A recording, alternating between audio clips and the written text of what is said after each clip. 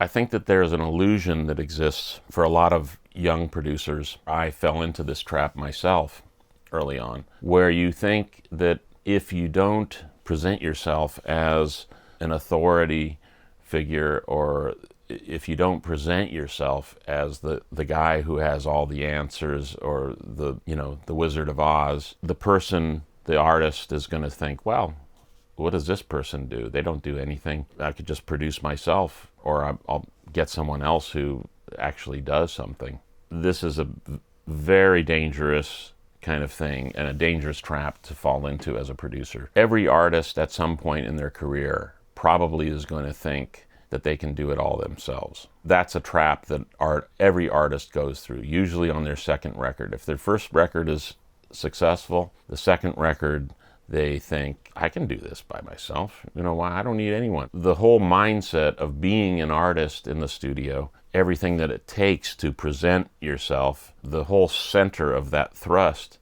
is a very narcissistic kind of thing. As an artist, you're focused on expressing this thing that you've wanted to do, probably, since you were very young, and songs that you've written. It's very easy, I think, for artists to see every process in the studio from a very self-centered kind of perspective, not in a negative sense, self-centered, but from a naturally self-centered perspective.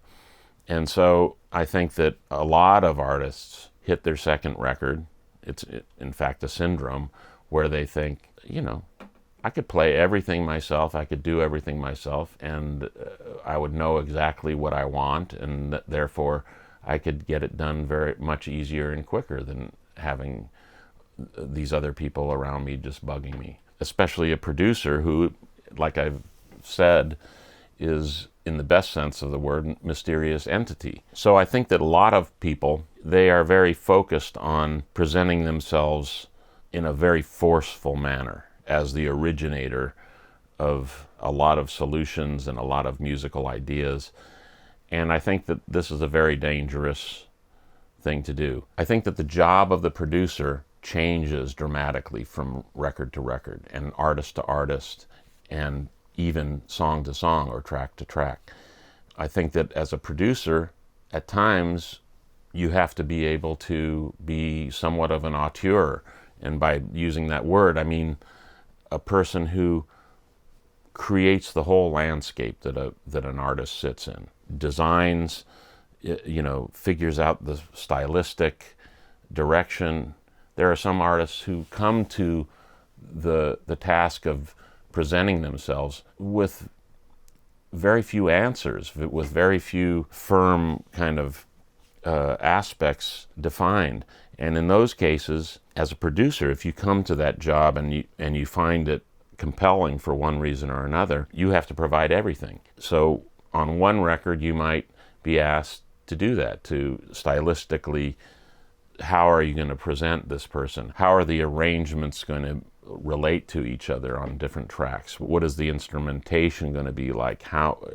What is the character musically going to be like? And then, of course, into the very finite kind of specific questions as well, whether it's architectural kind of questions or sonic considerations. And then on the next record with a different artist, they may be so self-sufficient and complete as talents that they need anything but for you to make suggestions.